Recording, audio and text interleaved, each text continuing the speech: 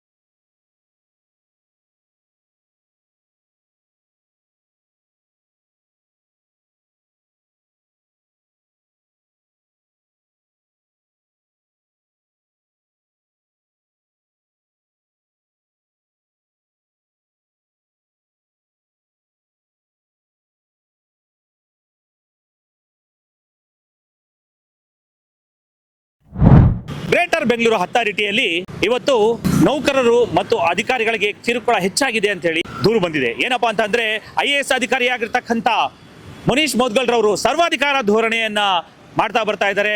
ಮುಖ್ಯವಾಗಿ ನೌಕರರು ಮತ್ತು ಅಧಿಕಾರಿಗಳಿಗೆ ಬಹಳ ಹಿಂಸೆ ಕೊಡ್ತಾ ಇದ್ದಾರೆ. ಏನು ತಾಂತ್ರಿಕವಾಗಿ ವೆಬ್ಸೈಟ್ ಅಲ್ಲಿ ಈ ಖಾತೆಗಳನ್ನ ಮಾಡೋದಕ್ಕಾಗ್ಲಿ, ಖಾತೆ ಎಕ್ಸೆಪ್ಟ್ ಕೊಡೋದಕ್ಕಾಗ್ಲಿ ಆಗ್ತಾನೇ ಇಲ್ಲ. ಬಹಳ ಕ್ಲಿಷ್ಟಕರವಾದಂತಹ ಒಂದು ತಂತ್ರಜ್ಞಾನವನ್ನು ಮಾಡಿದ್ದಾರೆ. ಅದು ಸರಿಯಾದ ಮಾರ್ಗಸೂಚಿಗಳಿಲ್ಲ, ಅದಕ್ಕೆ ಕ್ಯಾಟ್ಲಾಗ್ ಇಲ್ಲ.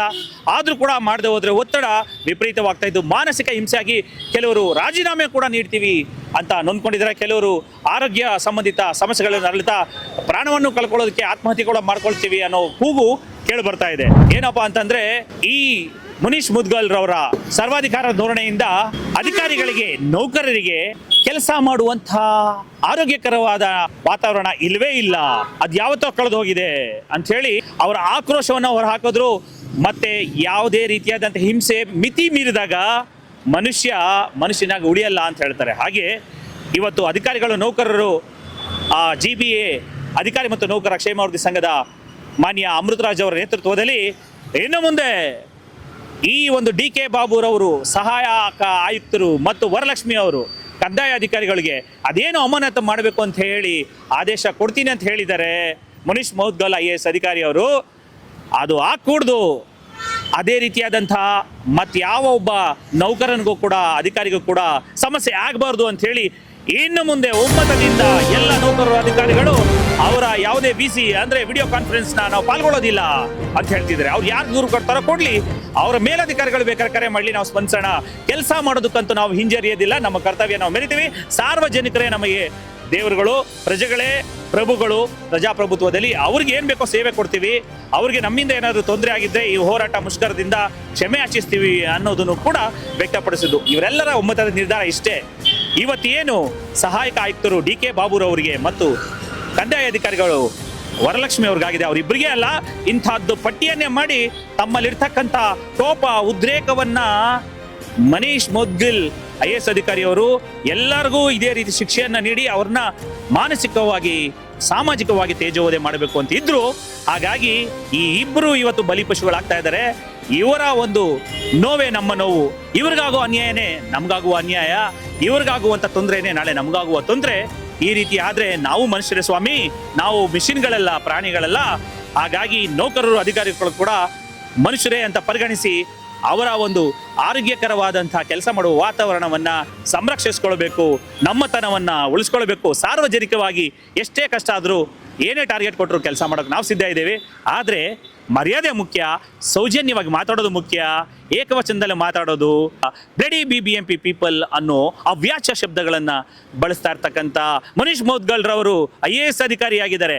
ಅವರ ಧೋರಣೆಯನ್ನ ಸರಿಪಡಿಸ್ಕೊಳ್ಳೋವರೆಗೂ ನಾವ್ಯಾರು ಕೂಡ ಅವರ ವಿಡಿಯೋ ಕಾನ್ಫರೆನ್ಸ್ ಅಟೆಂಡ್ ಮಾಡೋದಿಲ್ಲ, ಸಹಕರಿಸೋದಿಲ್ಲ ಅಂತ ಹೇಳಿ ಒಮ್ಮತದ ನಿರ್ಧಾರ ಅಧಿಕಾರಿಗಳು, ನೌಕರರು, ಬೆಂಗಳೂರು ಏನು ಗ್ರೇಟರ್ ಬೆಂಗಳೂರು ಅಥಾರಿಟಿ ಅಧಿಕಾರಿ ಮತ್ತು ನೌಕರರ ಕ್ಷೇಮಾಭಿವೃದ್ಧಿ ಸಂಘದ ಅಧ್ಯಕ್ಷರಾಗಿರ್ತಕ್ಕಂಥ ಮಾನ್ಯ ಅಮೃತರಾಜ್ರವರ ನೇತೃತ್ವದಲ್ಲಿ ಒಮ್ಮತದ ನಿರ್ಧಾರವನ್ನು ತೆಗೆದುಕೊಂಡಿದ್ದಾರೆ.